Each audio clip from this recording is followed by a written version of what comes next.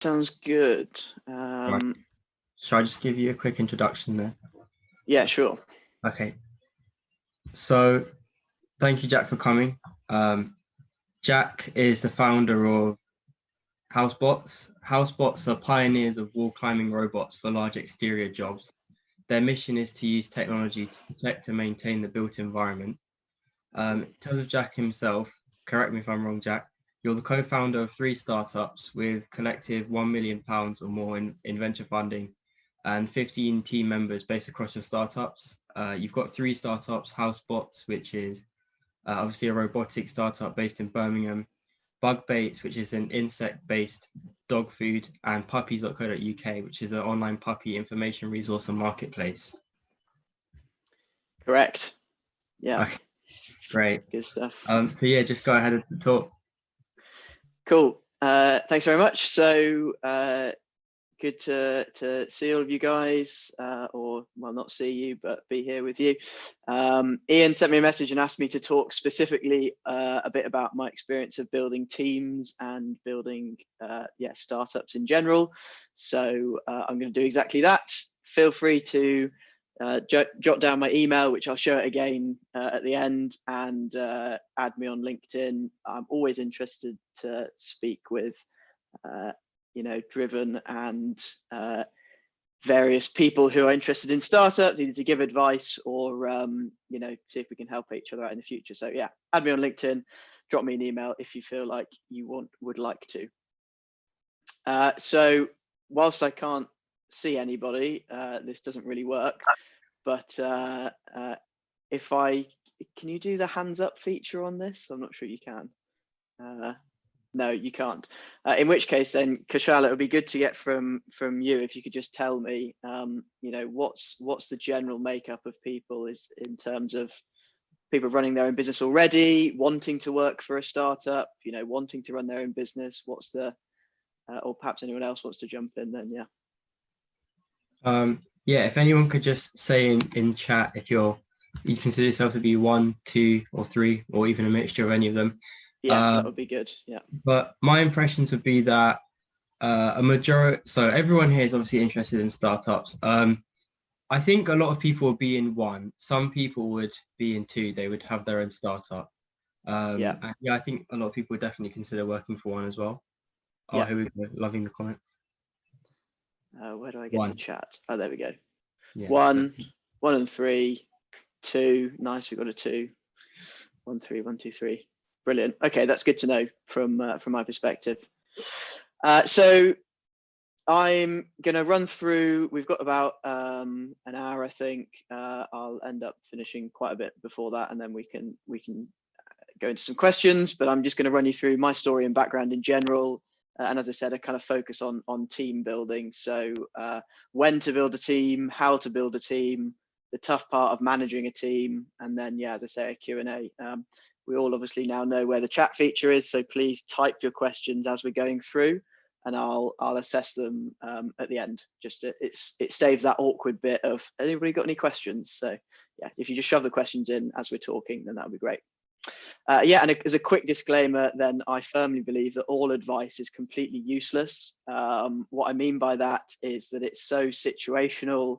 What works for me might not work for other people, and it depends on 1,000,001 factors. However, I'm going to try and give you some practical stuff that you can actually implement and learn from, because kind of soundbite advice is pretty crap as well. So hopefully I'll lay out some exact steps and things that you can use in the future. Great. So in terms of myself, this is me looking extremely suave at probably about age 6. My bringing up has been all around people running businesses. So that's me with my dad outside my first ever school. My dad runs his family business, which has my uncle, auntie, grandparents involved in. My mum also runs her own business as well. So from a tiny age, it was something that I was constantly immersed in, was people running their own businesses. And that kind of got absorbed into me in that as tiny as I can remember, I was running around desperate to sell things. So one of the earliest examples I can remember is I used to invite my friends over to my grandparents' house when I was probably about 8 years old. They'd think they were coming on a play date, but actually we were picking vegetables, and then we'd stand in the street to try and sell people vegetables outside my grandparents' house. And that kind of ethos stemmed into loads of things that I then tried to do from age, probably 11 to about 16 or 17. I'd buy things in charity shops, sell them on eBay. I then started making my own tie-dye t-shirts and selling them either online or at markets. We then made and bought socks. We made caps. This photo in the top right was a market stand that I had at a festival. So yeah, when I was about 16, 17, I used to take on market stands at festivals. I'd give my mates free festival tickets if they'd come along and give me a couple of shifts of selling t-shirts at a festival, which was good fun. And after all of that, I kind of learned how to make my own websites and a bit of tech. So as I started winding down the festivals and selling t-shirts, I'd be selling people my services of making websites. So I left school and decided that I had a place at university. I was going to go and study maths at university, actually. But pretty much at the last minute, I decided that just wasn't going to be something that interested me. So I took a job at the computer giant IBM. I worked in their London office. So I moved from sleepy Leicestershire, which is where I'm from, to London straight after school. I was selling big mainframe computers to also big clients. So Barclays Bank was one of my clients, and a few other big companies, where I was learning how to sell stuff in that sort of environment. I worked there for about 2 years and then decided that I really had a kind of desperate need to get to a smaller business and a more kind of like startup business. So I moved to a company called Vita Coco. You may or may not be familiar with Vita Coco. They sell coconut-based drinks and oils and products and things like that. I remember very clearly, I left IBM on a Friday. I was in a meeting with somebody at a big bank. And then I started on Monday with Vita Coco, where I was selling coconut water in the streets of South London. So I was running around convenience shops, knocking on the door and saying, "Would you like to buy some coconut water?" Which very demoralizing job, but in terms of kind of basic sales training, they make everybody that works at Vita Coco do that. And it was a fantastic learning experience for me. And I worked my way up from working in sales on the streets in Vita Coco to managing accounts. So I was responsible for convenience and online at Vita Coco, managed the Amazon account, Cafe Nero, Nisa, various other convenience accounts. So within a pretty short span of leaving school, I was managing about £5 million in gross revenue in those accounts at Vita Coco, which was a fantastic experience for me. Learned a lot about, I was doing ranging, product pricing, promotions, all sorts of things with my clients, and it was great fun.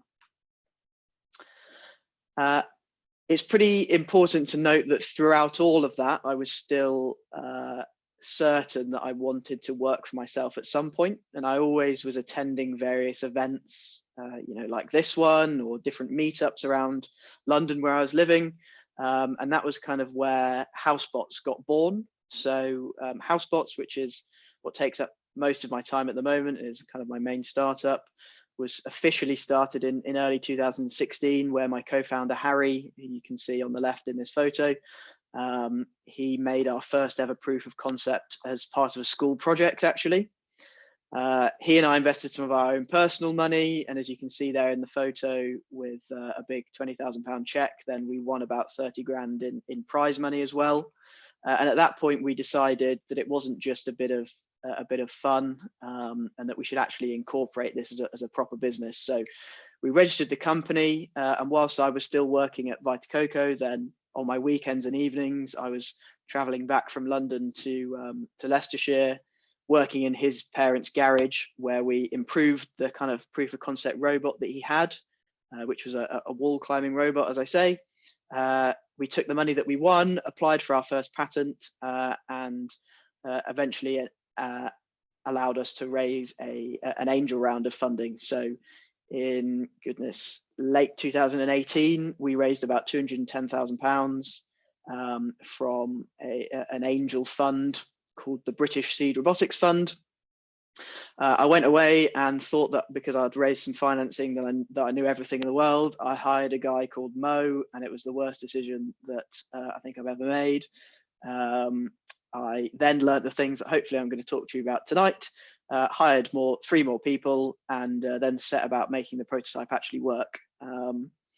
So then off the back of that, we engaged some of our early clients, ran a few pilots and tests, and then at the beginning of this year, we raised a follow-on pre-seed investment round.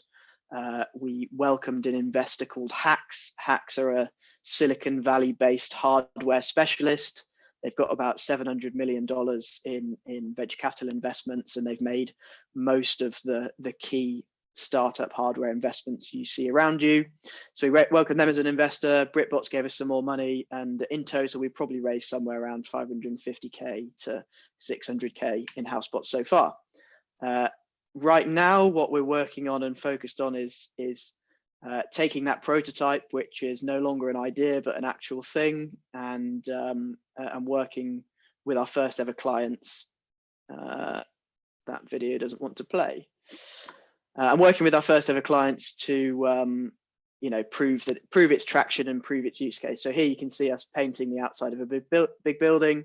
The whole value proposition of our business is that we can save money, time, and improve health and safety on a site by using robots for things like painting and inspection and large projects like that. So yeah, right now we're working with a couple of big clients to kind of solidify our theory that they want to use our robot and the robot can work, and we'll probably end up raising another investment round next year once we've completed those pilots with our clients. And so because I'm obviously a very sad person and didn't have enough things in my life to do, then I decided that I was going to help start two other businesses.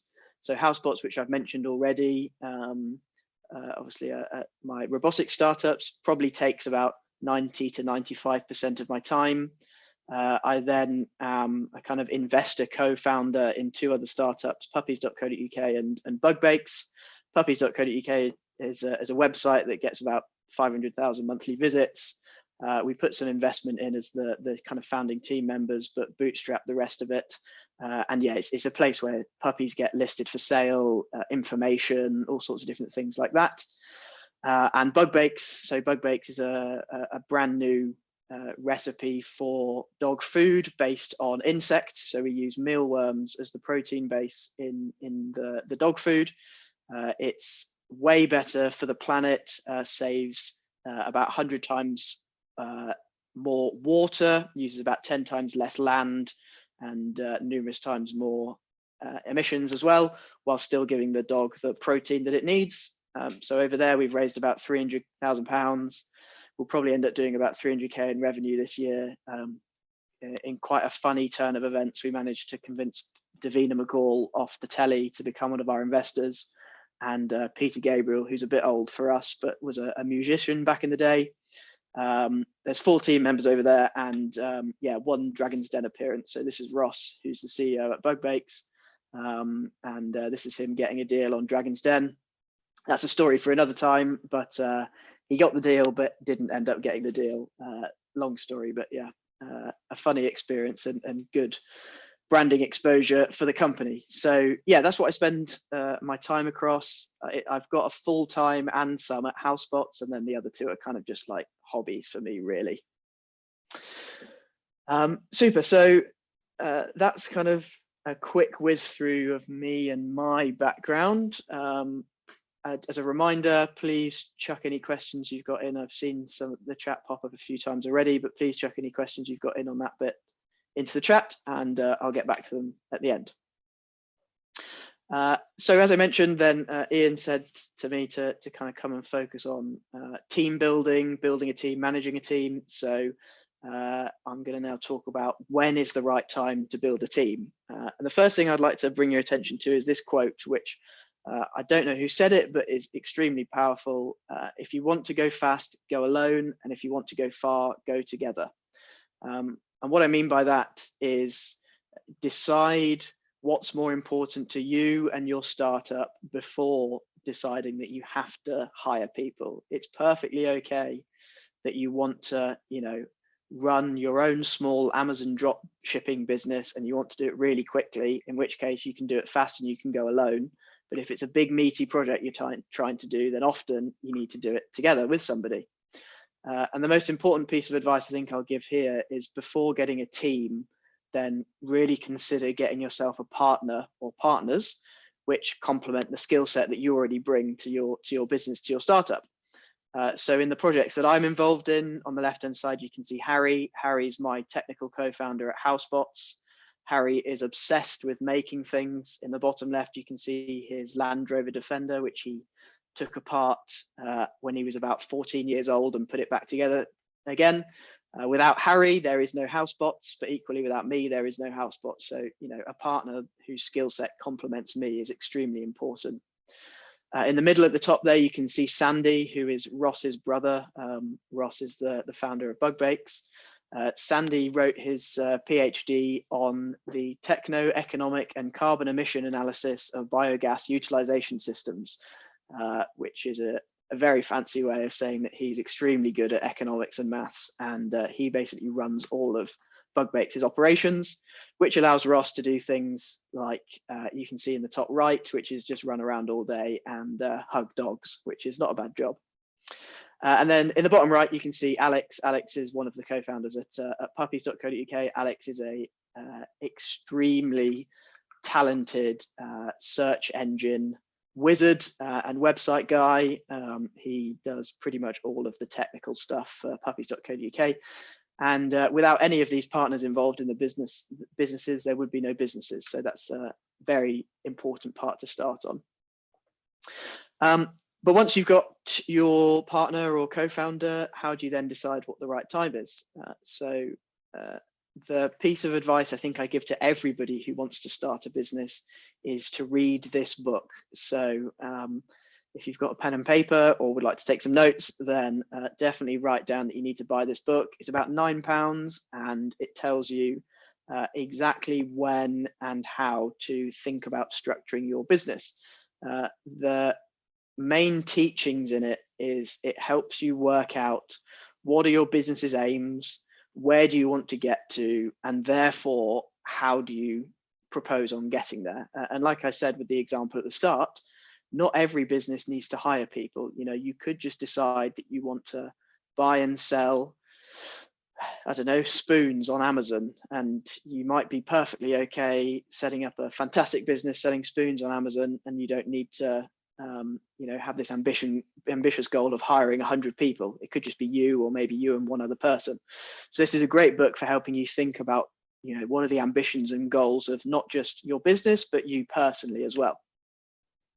And so once you've worked out what your personal strategy is, your company strategy, you need to start thinking about what a theoretical organization would look like. In your ideal world, what would all the jobs be? How would those jobs be described? And then the way I describe it is you kind of have to do those jobs until it's painful. As an example of the org chart that we've got set up at Bug Bakes, so all of these jobs are undertaken by 3 people, but what's important is that all of them are split out into individual jobs. So you know exactly who's responsible for what. Each person in the org chart might be doing 3, 4, 5 jobs each, but importantly, they are writing down and understanding and learning how that job works so that they can in the future just directly put somebody in that job. So let's take the example of Sandy. Sandy looks after the finances. Sandy is also the company's bookkeeper. So when it comes to us deciding that Sandy has been the bookkeeper for so long that it's painful for him, i.e. it's taking up so much of his time and effort that we're going to hire somebody, Sandy knows the ins and outs of that job so that he can hand it on to somebody in the future. And that's a really important part of trying to work out who, where, and when you can start putting people into these job roles. And crucially, and the point that I'm kind of trying to get at here is that the solution to building a team is never, ever, I have a problem with insert a topic, finance. I have a problem with marketing, whatever. So I will hire somebody and forget about it. That is never the way to think about hiring somebody. The way to think about hiring somebody is, I've got a problem with my topic. I'm going to learn everything I possibly can about the topic, or somebody in my team is, one of my partners is. We're then going to work out if it fits into our goals and objectives as a business, and then we're going to go about deciding to hire somebody.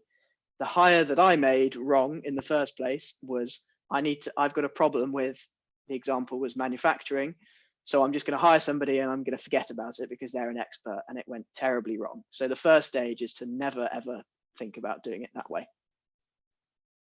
So when you've decided that you need to build a team, and you've decided there is a need to make a hire, that's some terrible meme work there. I think I find myself too funny, but yeah, some terrible memeing there. Then you've decided you want to make a hire. How do you actually go out and do it? So the first question that I would always recommend thinking about, and by the way, I know this might feel like I'm going quite quickly, but I'm going to send the slides around afterwards so you can reference it in the future. The first thing that I always think about is, do you have to employ somebody? So there's loads and loads of great resources online. Upwork.com is one of them, where you can find subcontractors and freelancers anywhere in the world for any topic ever. So I use a couple of freelancers that I found. One of them's based in Pakistan, one of them's based in the Philippines. They do various jobs for me on a subcontracting and freelancing basis.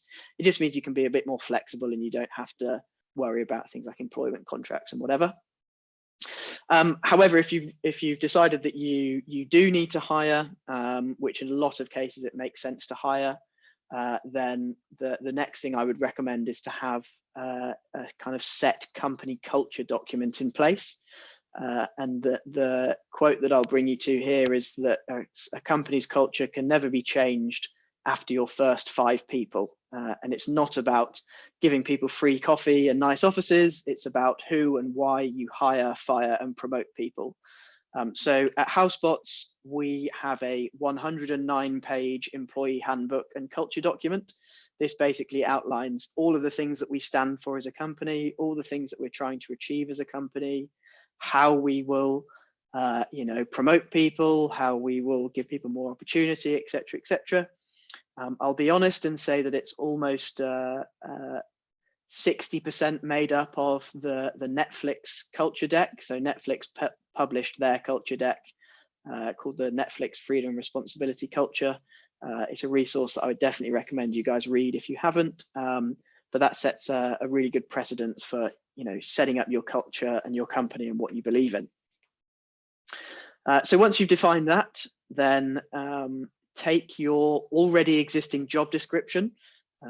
As I mentioned, you should have already had your org chart. You decide which position it is you're trying to fill. So you've got your job description ready.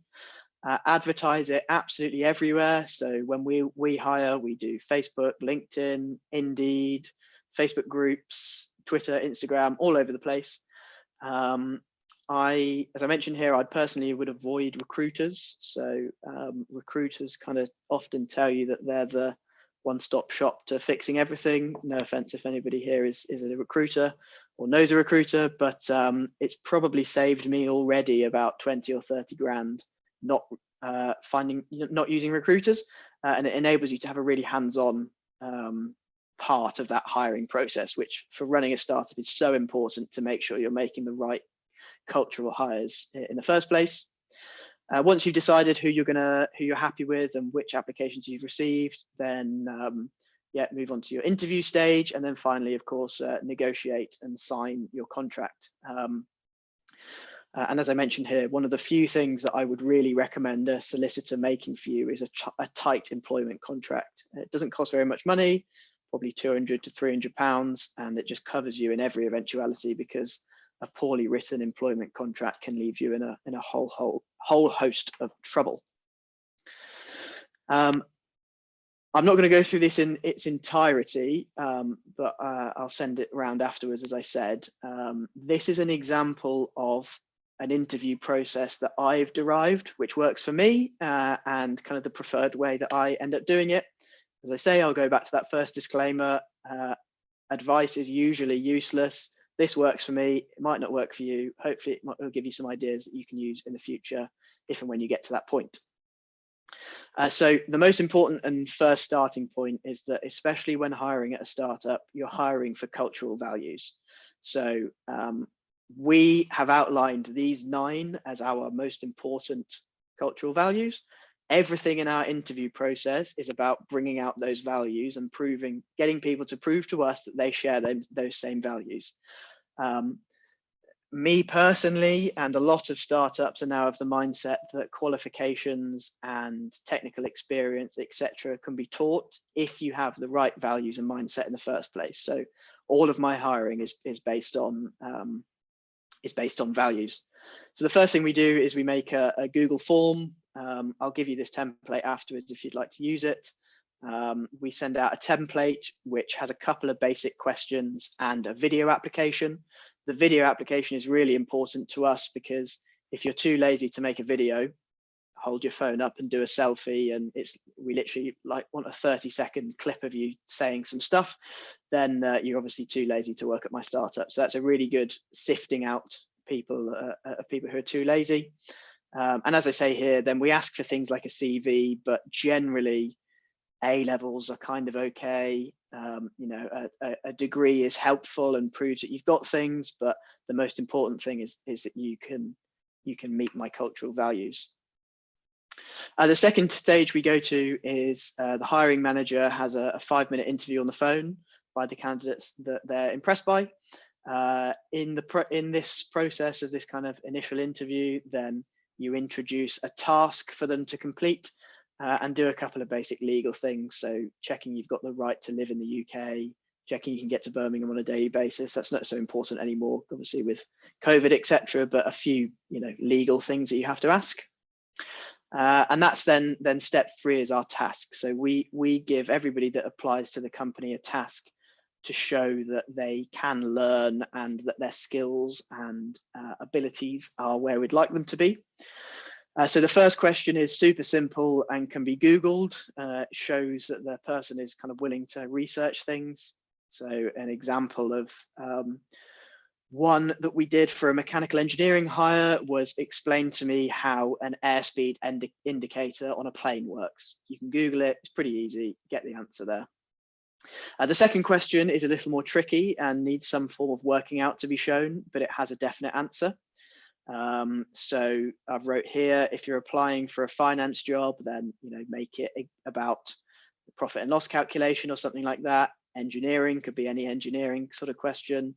The aim of this question is not to make it impossible, but to have us get an opportunity to see how that person thinks.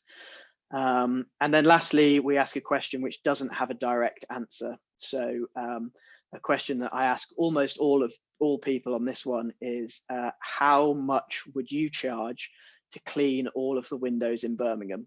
And there's all sorts of questions like that which don't have a direct answer, which really help you see how somebody thinks, which is important for me.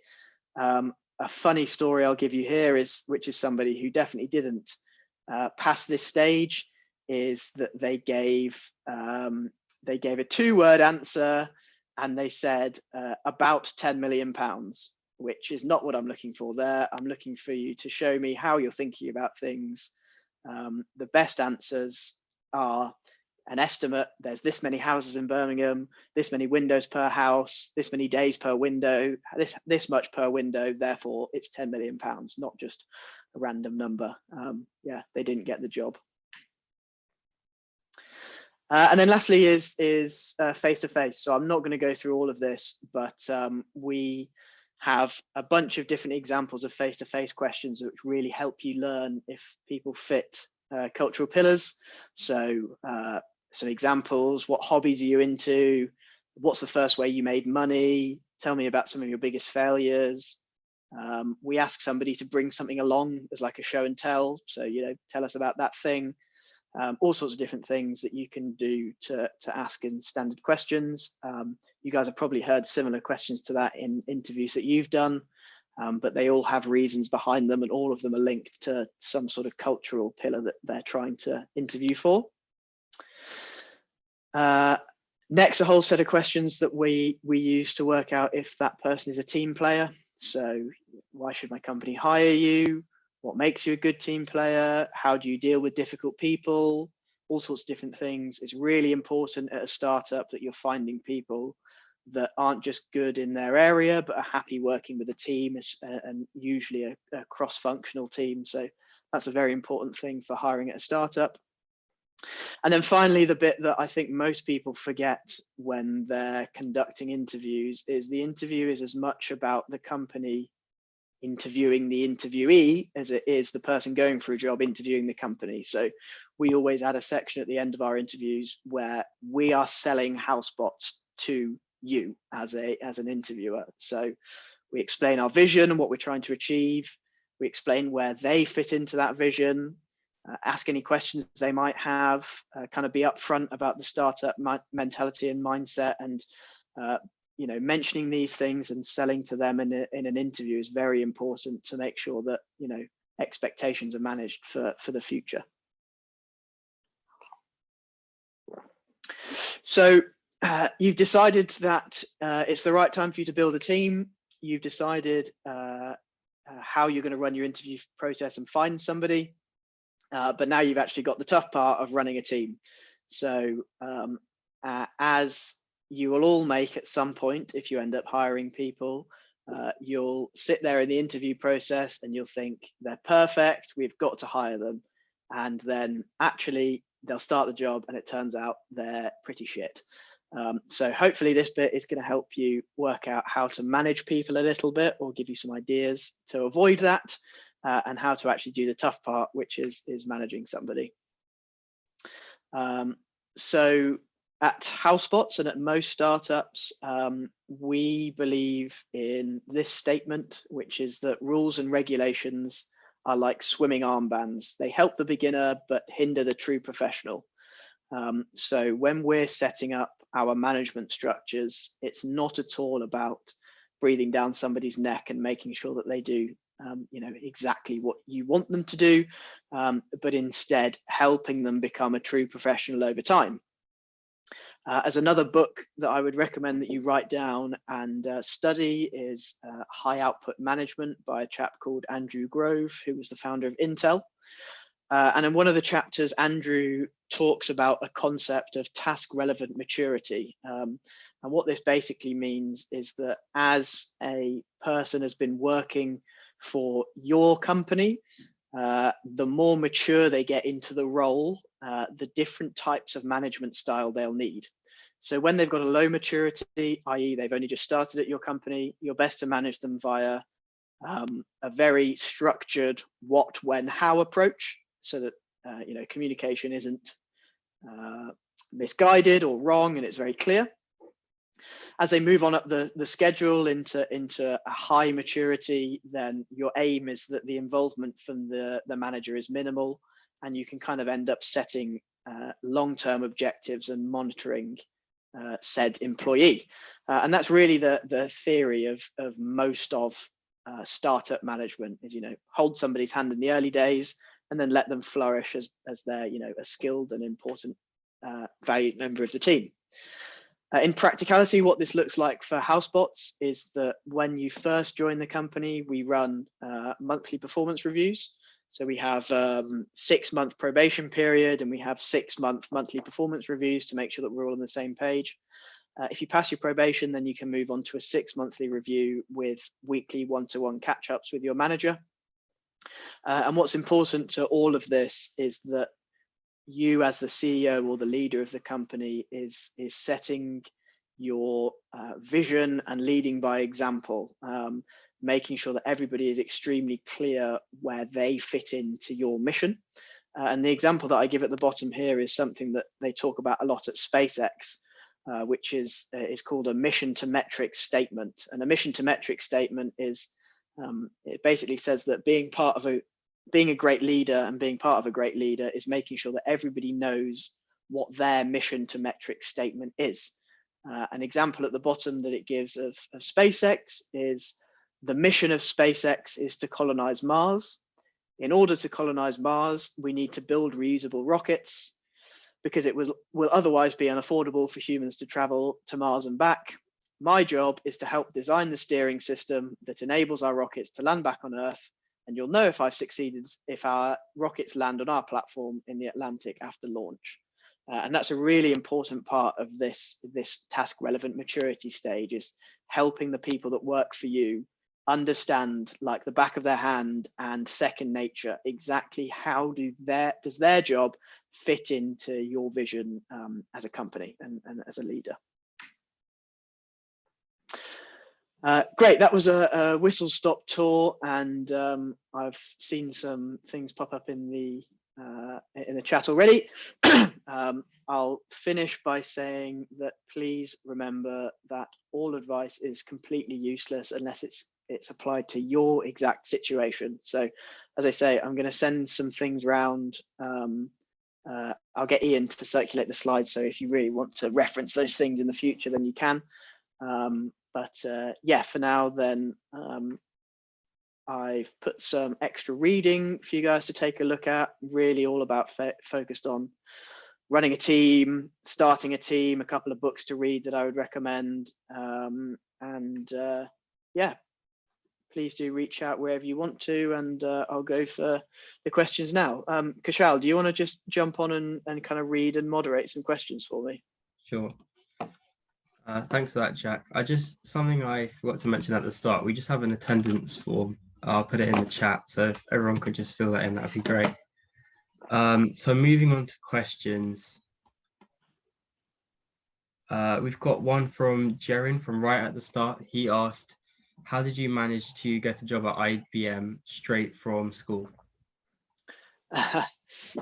So IBM do purposely designed school leavers programs. So you apply with just your A-levels and do a couple of interviews, and then they give you a job. So I did that. It's meant to only be like a 12-month internship thing, but then I graduated from that to, they offered me a full-time job. And loads of companies do exactly that same program. So pretty much all big companies, you can do a similar thing. I shouldn't be saying this to a bunch of university grads, but pretty much all companies do the same sort of program.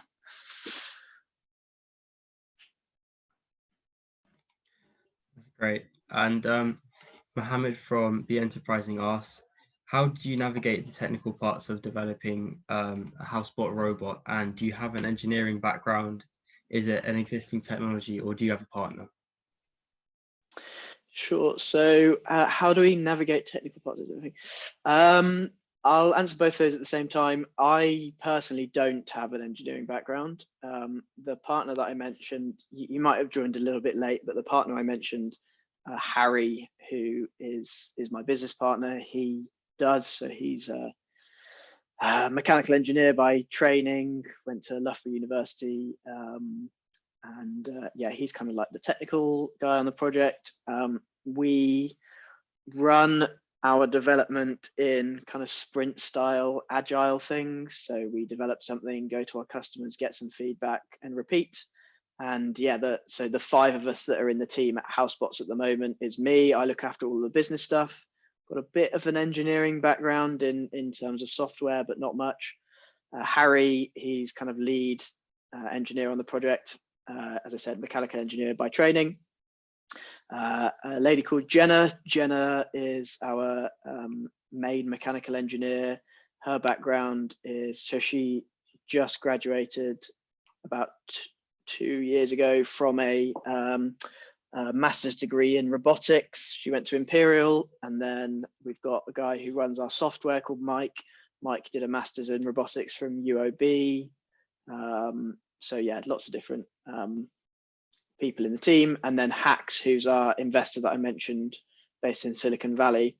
One of their kind of special things as being a hardware investor is that they give all startups that they invest in any technical support that you want. So we have loads of help from them as an investor as well, which is an important point to make, is that investors aren't just money, they're also ways to help you, which is what I've been really quite keen on doing across all the startups that I've involved in.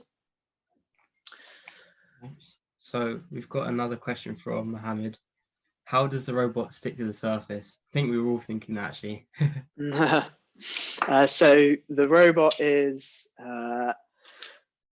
well, firstly, it's patent pending technology, so I can't go into too much detail. But long story short, there's a Formula One style aerodynamic principle called the ground effect. The ground effect basically says that if you can move air very quickly and you can squeeze it, then you can drop the pressure in the area. So the robot has got a fan on the system, which basically moves air around it, squeezes the air into particularly tight gaps, which then the whole pressure is lower, and then the robot sticks to a surface. So that's kind of the special bit. There's a bunch of other things that you need to get right to be able to do that, but yeah, that's the special bit. Nice. So Andin from the committee asks, how has coronavirus affected Hausbots? Extremely positively, actually, which sounds like a terrible thing to say, but we managed to raise our investment at the start of this year because of the increased investment activity in robotics and productivity tools in general. So it's an extremely hot topic for increasing productivity and things going into the future. It was already on an upward trajectory in terms of investment in that area, but even more so with COVID.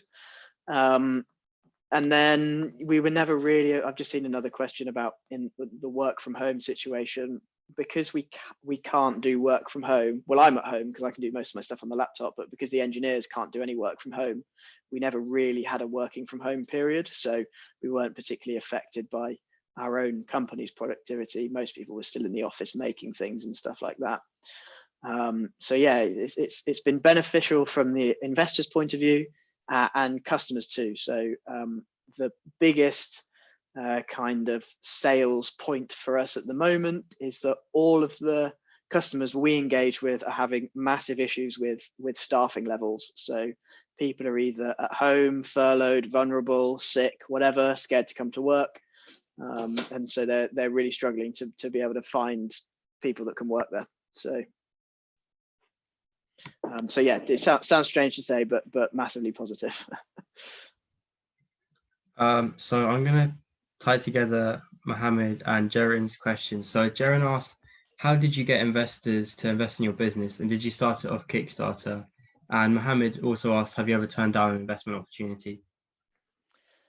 So the investors' point then, there's obviously different stages of investors looking for different proof points of what you're doing. The very first investment, if you like, was my own money and my co-founder's money. So yeah, a tiny amount. I think we did about $5,000 each or something.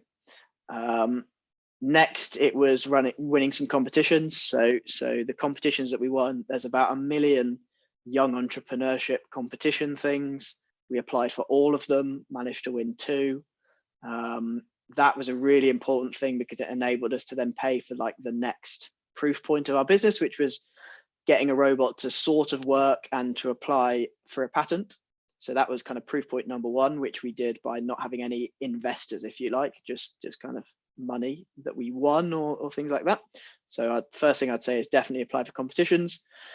And at that point forward, it's all about investors just want to see, have you got traction with customers? So we engaged a couple of big customers, we showed them our products, we got them to sign letters of intent for us. They said they were interested in our things.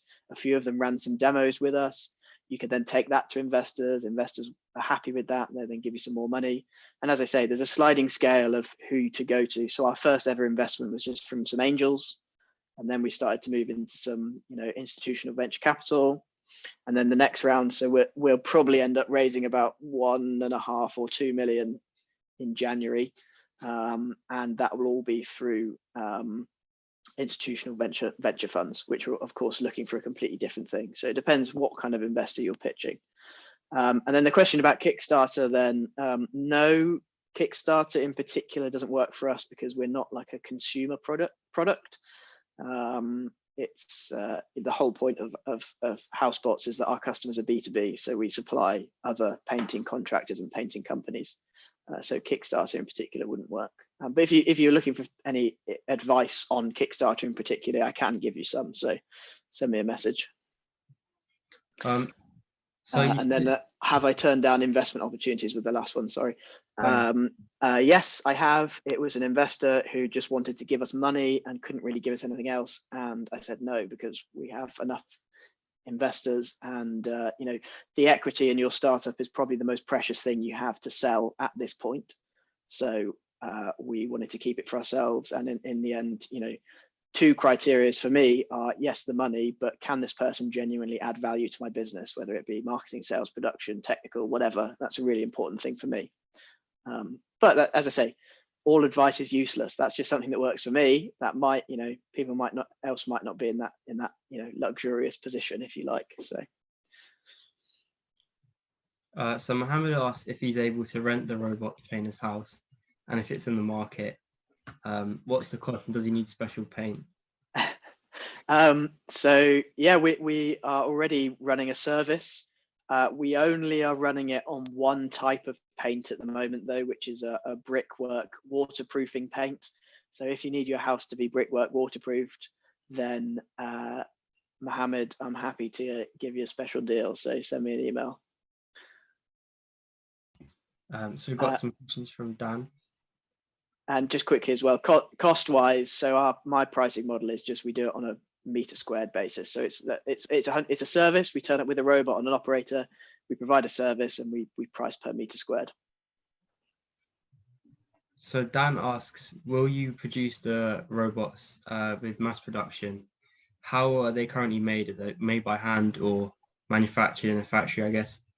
Or have you considered, after you get a patent, to produce it in cheaper countries, for example, making it in China?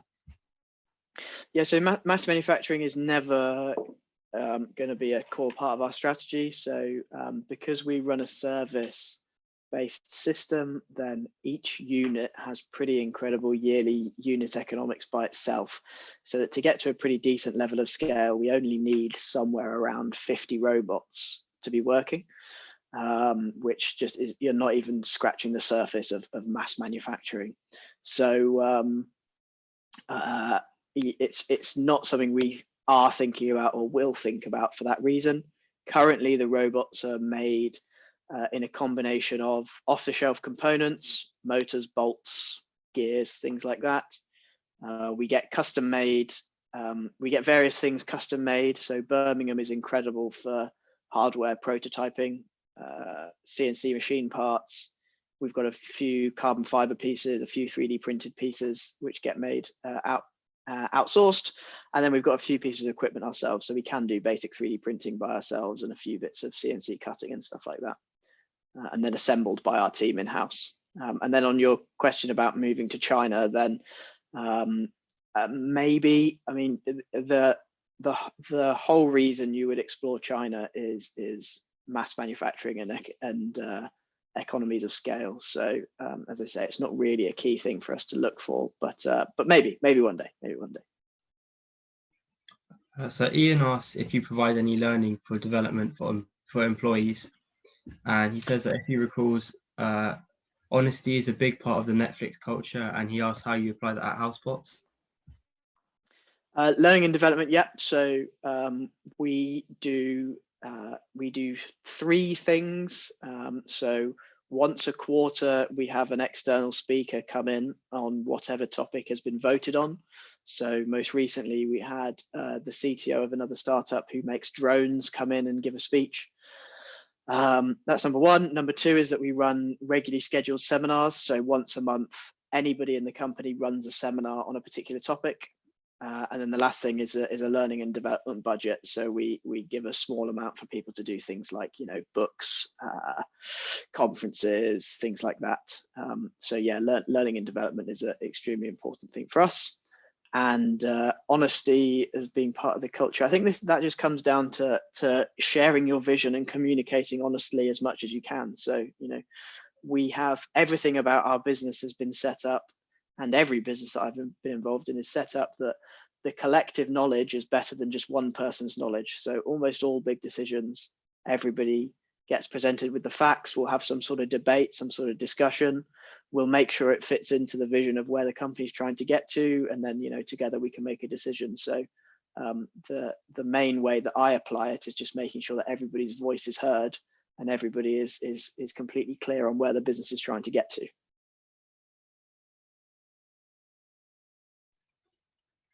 Mohammed asks if the concept or robot can be used to do things like window cleaning.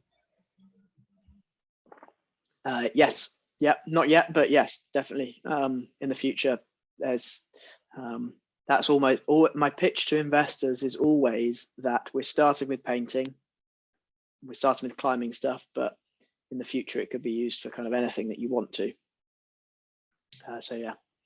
Gutran asks if you developed the robot first, then the idea, or the idea first and the robot. I think it was the robot first, right? Sorry, Yeah, it was a bit of both, really. It was kind of it was idea as part of a school project, and then it was literally just a school project, and then my co-founder Harry and I were kind of sat having a beer one day and decided that maybe we could make a business out of it. And then we just made a couple more robots, and then you know, we massively believe in the idea of you guys will all be familiar with, you know, the lean startup of build, test, learn. So, you know, everything, the business kind of is a constant moving iteration of, you know, we'll build this, we'll test it with our customers, what do they say, okay, then that's this opportunity that we could move to. So it's kind of all the core idea of a robot to climb things, to do stuff, was kind of always there, but then we're slowly evolving and adapting it in the future. And then I've just seen you've written asterisks about the business service, and for us, actually, the business model came pretty much last. So we did all of our tech first, and then we decided, okay, this is how we're going to actually try and make money from it. And we're still deciding, we're still, as I say, we're still kind of moving and iterating on how do we make money from it. And when you initially had that idea as a school project, was it already a robot that would paint walls, or could it just climb up walls? The first idea was for it to climb things. So yeah, sorry, to paint things. So yeah, it was yeah, the first idea was a painting climbing robot. Another question from Mohammed. He's asking, are you looking for investment now, and at what level are you looking for a partner to expand it internationally, for example, to expand to the Middle East or China? Not raising right now. We will be looking to raise around about January time. So another reason why, if you fancy to drop me an email, then we can maybe chat. And expansions wise, then potentially, I mean, doing something as kind of new as we do means that we get quite a lot of interest from everywhere, and we're just trying to focus on the UK at the moment. So we'll probably be 12 to 24 months away from looking at any other jurisdiction other than the UK, just because of, you know, there's only so many hours in the day at the moment. You know, various improvements the robot needs to have and things like that. So yeah.